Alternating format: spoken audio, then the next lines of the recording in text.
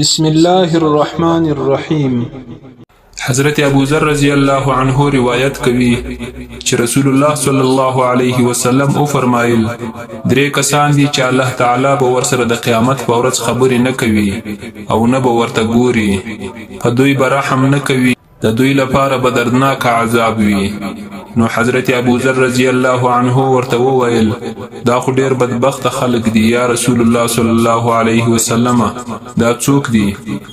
پیغمبر صلی الله علیه وسلم جواب ورکړ هغه څوک چې د کبر په توګه جامې ځړوي، دویم هغه څوک چې احسان وکي بیا یې وریادوي، دریم هغه څوک چې په درواغو قسم خوري او مال خرڅوي.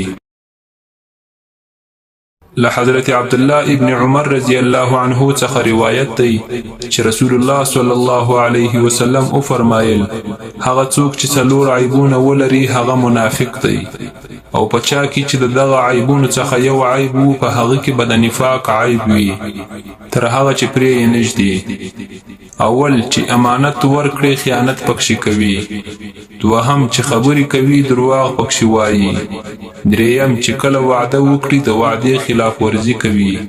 څلورم چې یو چا سره یې جنګ سي شکنځل کوي.